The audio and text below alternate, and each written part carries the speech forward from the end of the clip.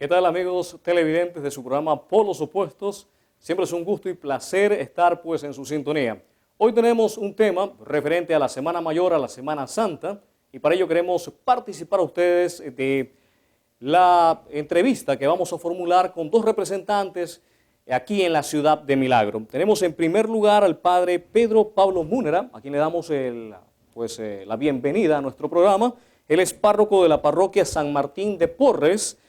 Tiene 1 año y medio en ejercicio de sus funciones, viene acompañado también pues, de un compañero también de fórmula, el padre Jesús Rangel de la Iglesia Espíritu Santo.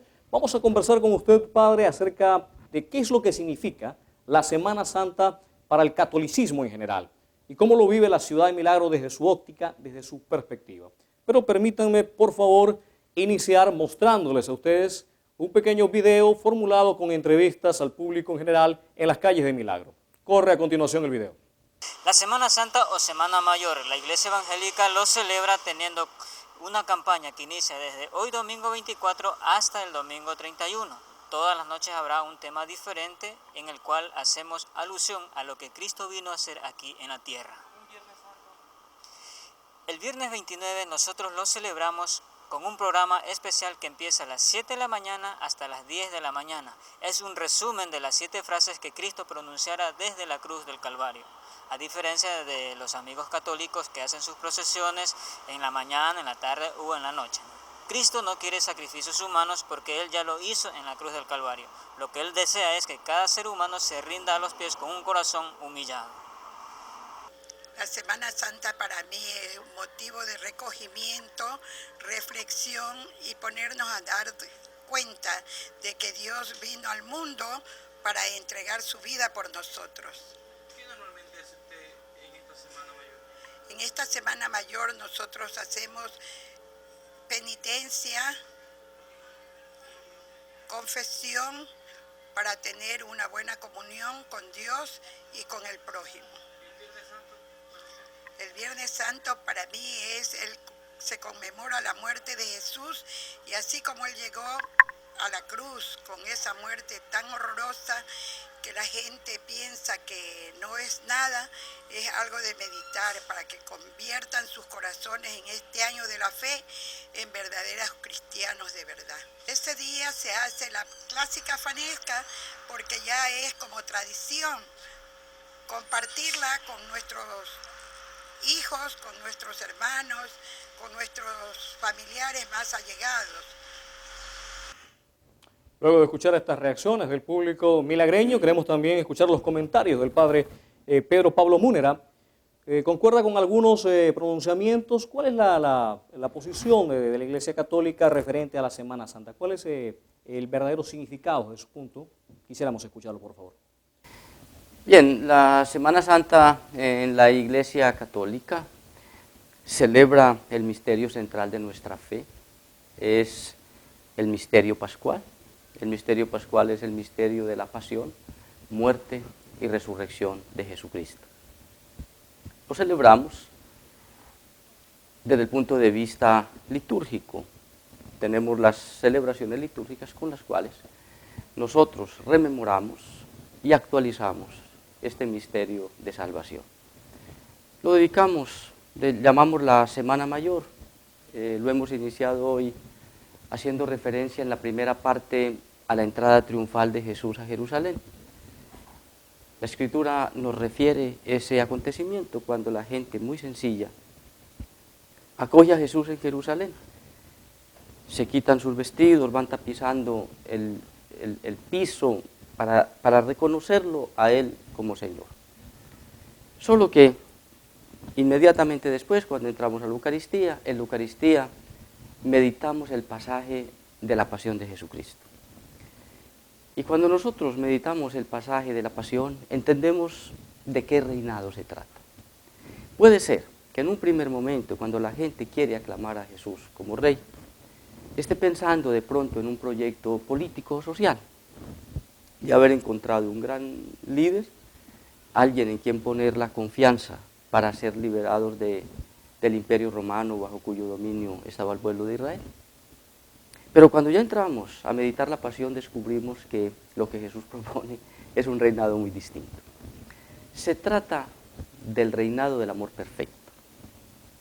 Un reinado que implica la libertad, la dignidad y un reinado de hombres y de mujeres nuevos, cuyo fundamento primero y principal es el amor, entendido ese amor como una expresión de la inteligencia, de la libertad, de la voluntad, es decir, un amor que involucra a la persona toda y a toda la persona. ¿Cuándo se van incorporando elementos que ahora conforman parte de la Semana Santa para el catolicismo? Elementos como, por ejemplo, la señora habló de penitencia, se incorpora la procesión como parte, en Guayaquil es muy conocida la procesión de Cristo del Consuelo, ¿ya? ¿Cómo se van incorporando estos elementos y si nos puede hacer una especie de cronología, ¿no? Lo que pasa es que dentro de la liturgia se van incorporando también elementos de la cultura de los pueblos. Eso ha existido siempre.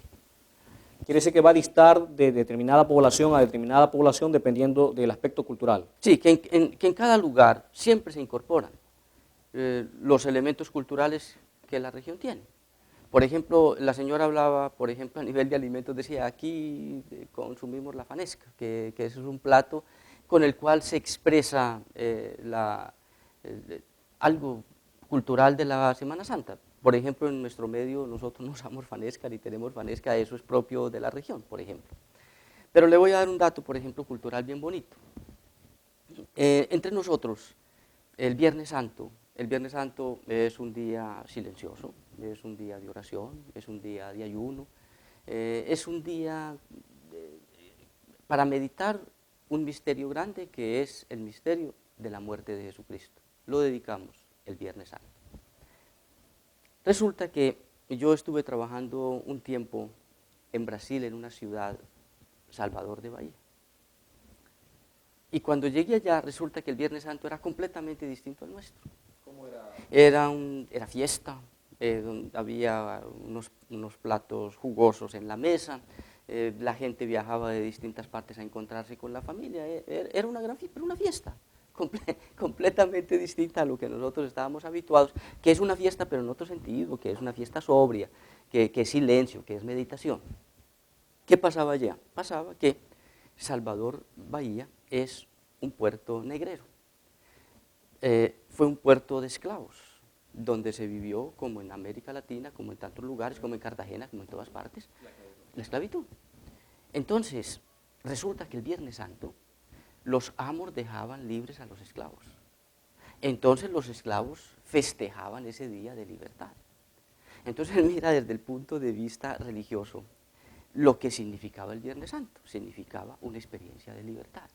Si tú unes una experiencia de libertad a lo que significa la cruz, como una experiencia de amor perfecto, y amor perfecto, que es amor de liberación, ahí entiendes tú.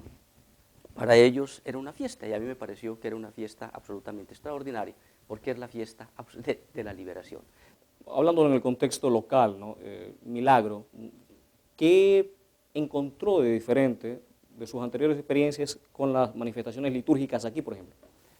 Yo encuentro un pueblo creyente fervoroso y encuentro un pueblo que busca la identidad de su fe, que la encuentra de distintas maneras, como seguramente tú, eso te iba a decir, como tú lo estás viendo, por ejemplo, las distintas entrevistas. Unos van a una iglesia y otros van a otra iglesia, unos acompañan sin duda alguna a la iglesia católica y otros acompañan a las iglesias evangélicas, pero la gente está buscando una razón de tipo religioso y espiritual para encontrarle sentido a su existencia. Y la experiencia cristiana ofrece eso, ofrece que nosotros desde la experiencia de Jesucristo encontremos una razón para vivir y para morir. ¿Ha notado usted que justamente para estas fechas algunas personas lo acogen como un motivo de vacación? No lo acogen desde el punto de vista, como lo hemos tratado, sino que lo cogen como un momento de distracción, de relax, y aprovechan la situación o la ocasión para salir. De hecho, se hacen puentes vacacionales o tours y se llenan, se saturan. Y mi pregunta es, ¿cómo ven ustedes esto o cómo tratan ustedes esto de primero llamarlos, ¿ya? Y explicarles el verdadero sentido de esta semana. ¿Ha sucedido en su caso? ¿Han tratado de hacer algún tipo de acercamiento? Tal vez grupos jóvenes son los que ahora van en mayor escala, o que una generación un poquito más madura. Pero ¿cómo llevan o cómo sobrellevan ustedes esta situación que, por ejemplo, en nuestro país, por cuestión de puentes vacacionales o feriados vacacionales, puede darse? Las situaciones han cambiado y han cambiado significativamente. Y a mí me parece que cambian para bien. Un aspecto importante es el aspecto de la fe. La fe no se le impone a nadie, absolutamente. La fe es una vivencia de las personas, que las personas descubren. Ahora bien, hay que evangelizar. Nosotros hacemos el ejercicio de la evangelización y de la nueva evangelización. Hoy en día es muy importante hacer a las personas el anuncio de Jesucristo, celebrar lo que Jesucristo ha hecho por nosotros, que es todo el misterio de la salvación. Hay que anunciarlo con fuerza y hay que anunciarlo con audacia, por lo que te decía, porque allí hay la experiencia de la salvación de las personas. Pero las personas están en el derecho de acogerlo o de no, de responder positivamente o no. Y por eso estas personas, muchos se van y en los lugares donde van celebran. También es cierto que en esos lugares de vacación también hay lugares donde las iglesias se saturan, donde la gente va y celebra allá. Y otros no, otros quieren vivir el descanso. A mí me parece que las personas, de acuerdo a su fe, viven. Vamos a seguir conversando con el padre Pedro Pablo Múnera sobre este tema referente a la Semana Santa, luego de la siguiente pausa comercial.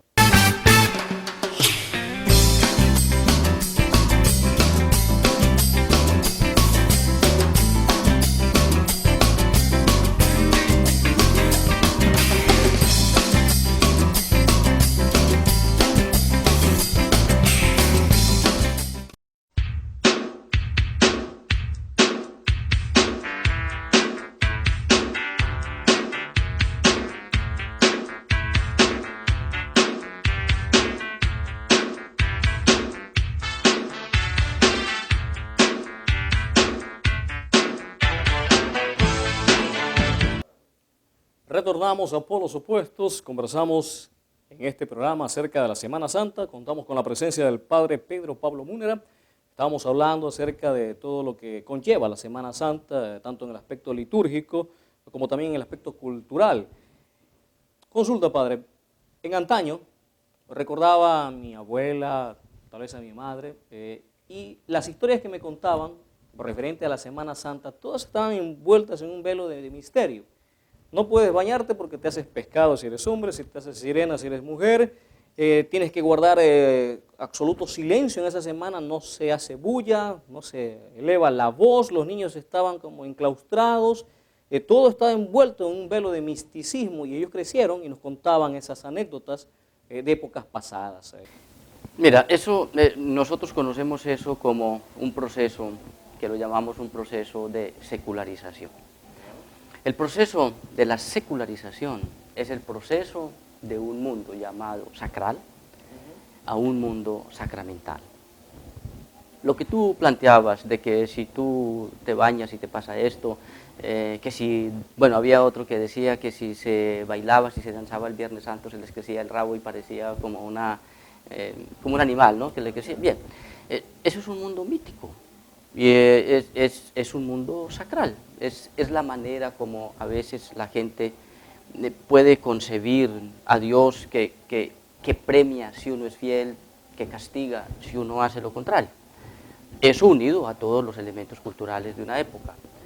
También eso significa, como tú decías, la religiosidad, el misticismo que las personas tienen y lo viven de esta manera. Hoy hablamos de una experiencia de secularización. Tú sabes muy bien toda la influencia que en el mundo ha tenido el desarrollo de la técnica y de la ciencia. Y ese proceso también nos ha impulsado a nosotros, a todos, a que tenemos que pasar de un mundo mítico, de un mundo mágico, a un mundo sacramental. ¿Eso qué significa? Eso significa que tú tienes que dar razón de tu fe desde el punto de vista de la inteligencia. Tú tienes que saber qué es lo que crees y tienes que saber explicar lo que tú crees. Porque la experiencia cristiana es hermosísima. Es precisamente una experiencia sacramental. ¿En qué consiste esa sacramentalidad? Esa sacramentalidad consiste en que Dios, el invisible, el de alguna manera inaccesible, el inefable, se hace uno con nosotros y uno como nosotros en la persona de Jesucristo. ¿Hasta qué punto ustedes consideran que deben darse las penitencias que usualmente se generan por fecha de Semana Santa, en un ejemplo concreto, en la procesión, en donde se ven en determinadas personas, no en todas, manifestaciones como, por ejemplo, caminar determinado número de metros en distancia, no creo que lleguen a kilómetros, por ejemplo, de rodillas, o sea, sin zapatos, generando dentro de su cuerpo un proceso que obviamente causa dolor, causa mitigación, causa, no digamos flagelación, pero bueno, por ahí va la situación. ¿Ustedes ven esta situación, la permiten, no la permiten, la toleran, no reparan en esto durante la semana o durante la procesión en caso concreto? ¿Persiste esto aún en el presente? ¿Persistirá después, 10 años más? Te voy a responder de dos maneras. La primera, la fe es siempre una experiencia personal e intransferible. La fe es una experiencia tuya y mía y te corresponde a ti vivir tu experiencia de fe, asumirla, aceptarla y vivirla. Te respondo de esta manera para poderte decir, habrá personas que sienten que su fe es esa, que la manera como viven su relación con Dios es esa, y ellos se sentirán plenamente felices de hacerlo así. Es decir, es la manera como ellos, en su vida personal, en el ejercicio de su libertad y dentro, tal vez, del misticismo que viven, dicen, yo así le doy gloria a Dios. Le doy gloria a Dios sacrificándome, le doy gloria a Dios quitándome los zapatos y caminando así, porque de alguna manera lo aprendió. Además, porque tú sabes que también los hombres acumulamos en la historia muchos sentimientos de culpa. Y cuando nosotros tenemos muchos sentimientos de culpa, buscamos una manera de ser redimidos, de quitarnos esas cosas que nos pesan. Entonces a veces esos sacrificios, a veces ese tipo de actitudes, de comportamientos, es una manera de pedirle a Dios el perdón, porque uno se reconoce pecador, sucio, transgresor. Entonces te decía, eso es la primera parte.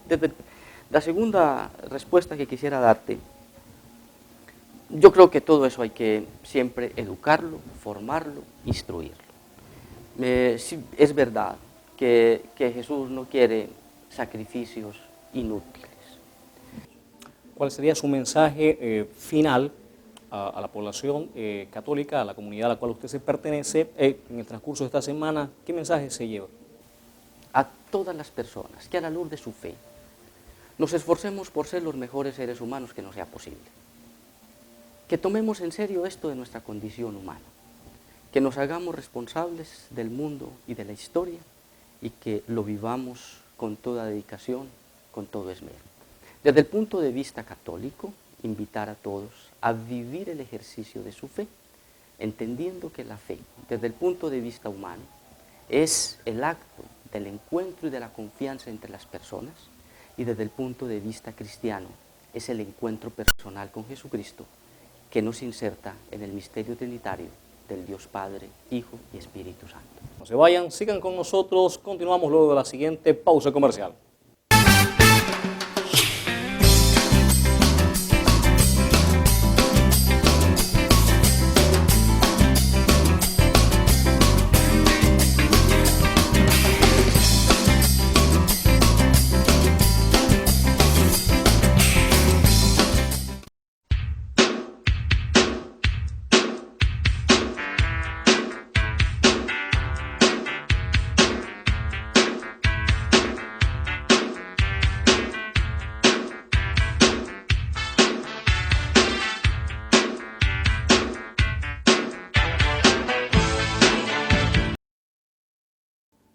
Retornamos a los estudios de Polos Opuestos, seguimos con el tema acerca de la Semana Santa. En esta oportunidad permítanme presentarles al pastor Marcos Santillán, él es pastor de la iglesia Tabernáculo Monte de Sión de la ciudad de Milagro. Un gusto, un placer, pastor, que cuente, contar con su presencia en los estudios de Polos Opuestos. Muchas gracias por la invitación y un saludo a toda la ciudadanía de Milagro. Perfecto. También felicitarlo, sabemos que estuvo de aniversario su iglesia, 26 años de trabajo arduo y fecundo en la ciudad de Milagro. pues las felicitaciones también del programa. Queremos iniciar en el marco de la Semana Santa para que pues comparta con nuestros amigos televidentes el verdadero significado de la Semana Santa. Si lo podemos expresar en el siguiente comentario de usted, ¿cómo lo podría referir? ¿Qué es exactamente la Semana Santa para el mundo cristiano? Bueno, la Semana Santa es la celebración de la última semana del Señor Jesús aquí en la tierra y encierra los últimos acontecimientos que Jesús experimentó como ser humano que vino a cumplir una misión aquí en la tierra. Se le da bastante relieve a las últimas palabras que pronunció el Señor. ¿Qué significado, qué trascendencia tienen estas palabras? Que incluso pues, ustedes preparan programas muy especiales en los cuales se evocan las 7 palabras. Bueno, las 7 palabras o las 7 frases que el Señor pronunció en la cruz es el cumplimiento de las profecías que Dios había estado dando desde el Antiguo Testamento, y en ese momento se estaba cumpliendo la promesa de enviar un Redentor, un Salvador al mundo, cuando Jesús estaba dando su vida en la cruz. ¿Cómo visualiza usted o cómo puede explicar usted la entrada triunfal de Jesús en Jerusalén? Empieza con esa entrada, obviamente todo el martirio que va a sufrir Jesús, pero ¿qué connotación le dan ustedes a esa entrada triunfal cuando con palmas, con ramas, saludan al Señor que pues humildemente está montado en un borrico? Jesús lo último que hizo antes de venir a la tierra fue esconder su divinidad para venir como un hombre. Pero el pueblo de Israel estaba esperando su rey, el Mesías prometido. Y Jesús estaba entrando, cumpliendo esa profecía de que estaba entrando como el Mesías, que Dios, el enviado de Dios, como el rey de Israel. Aunque el pueblo de Israel no le recibió, no le reconoció como él realmente era, por esa razón fue muerto 5 días más tarde. ¿Qué ejemplos nos das, Cristo Jesús, a la comunidad en cada una de esas palabras, en cada una de esas frases, en cada uno de esos actos, según su criterio? Bueno, la oración de Getsemaní muestra el sometimiento completo del Señor Jesús a la voluntad del Padre, a la posición que él mismo decidió ponerse como el sacrificio apropiado para que el hombre pueda recibir el perdón de pecados. Y ahí hay una entrega total de parte del Señor Jesús, de su voluntad al Padre para que se cumpla fielmente todo lo que Dios había previsto desde el Antiguo Testamento. Y eso nos muestra también el sometimiento que nosotros debemos tener a la voluntad de Dios a través de su palabra. Se hablan de programas especiales, se hablan de predicaciones especiales durante esta semana. ¿Qué tiene programado, en el caso de la iglesia que Monte de Sion, durante esta semana? Si nos puede hablar del programa. Esta semana tenemos un programa especial sobre las 7 palabras, el día jueves, viernes, sábado y domingo, predicando 2 palabras que pronunció Jesús en la cruz, 2 palabras diarias, y el domingo la última palabra. Y esto nos sirve para recordar y para motivar a las personas sobre la obra que Cristo vino a realizar en la cruz, y que esa obra no debe quedar ahí simplemente como una recordación, sino que es algo que debe entrar a nuestra vida. Cristo tiene que entrar realmente a nuestra vida y experimentar ese encuentro especial con el Señor y comenzar una relación con Dios. Sigan con nosotros, solamente vamos a hacer los siguientes mensajes comerciales.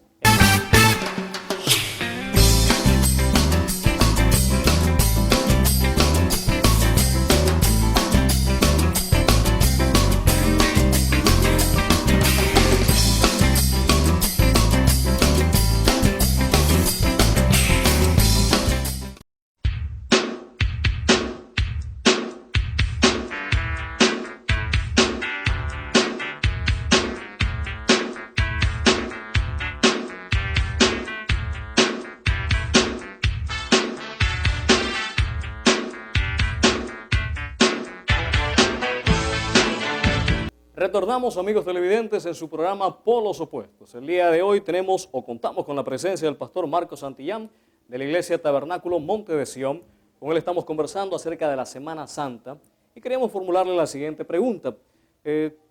No es lejano, no solamente en Milagros, sino en Ecuador y tal vez en otras ciudades o latitudes, el hecho de que durante esta semana se dan demostraciones en procesiones en las cuales observamos cómo las personas, determinado número de personas, no todos, quieren hacer algo adicional.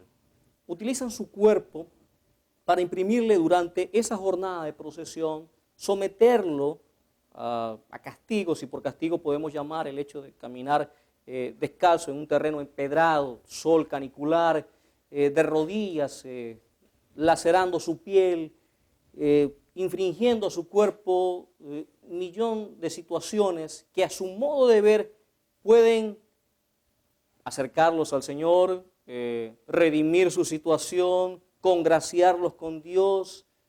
¿Por qué subsisten o perviven este tipo de manifestaciones ahora en el presente? ¿Qué es lo que dice la Biblia? ¿Qué es lo que dice Jesús al respecto? Bueno, en primer lugar, es una falta de conocimiento de lo que Jesús realizó en la cruz. Hay la idea de que uno tiene que hacer algo para ganarse el perdón de Dios. Esta idea viene justamente en las procesiones, ¿no? Donde hay una afectación del cuerpo, ya sea por caminar de rodillas, por diferentes cosas. Pero cuando nosotros entendemos que Jesús murió en la cruz y Él pagó completamente por nuestro pecado, entonces estas ideas salen a un lado, porque ya no tenemos que hacer nada, porque Cristo hizo todo lo que el hombre tiene que hacer para recibir el perdón de Dios. El único que el hombre tiene que hacer es arrepentirse, recibir el sacrificio que Jesús hizo por nosotros y recibir el perdón de Dios para comenzar una nueva vida. ¿Qué es lo que hace la Iglesia Evangélica para fomentar esta idea en la nueva generación, tanto en los jóvenes, en los adultos, en los niños? ¿Cómo indicarles la verdadera experiencia de Cristo en la tierra? ¿Qué es lo que hizo, el sacrificio que usted mencionó? ¿Cómo trabajan ustedes en diversos frentes para acercar a la ciudadanía a esta realidad? La forma más segura es que las personas conozcan la palabra de Dios, conozcan lo que dice la Biblia y entender todo lo que Jesucristo hizo por nosotros. Ya no es necesario hacer penitencias, hacer sacrificios, ya no es necesario hacer nada adicional, porque Cristo hizo completamente un sacrificio perfecto para que toda persona que venga a Él por medio de ese sacrificio sea perdonado completamente por Dios. ¿Cómo la viven los jóvenes? El sentimiento espiritual de esta fecha, durante estas jornadas, ¿cómo la viven los jóvenes, la nueva generación, la que va a tomar la posta? Los jóvenes que tenemos nosotros en la iglesia, ellos están conscientes muy bien del trabajo que tienen que hacer, de compartir ese mensaje de salvación a otras personas, compartiendo a otros jóvenes, jóvenes alcanzando a jóvenes.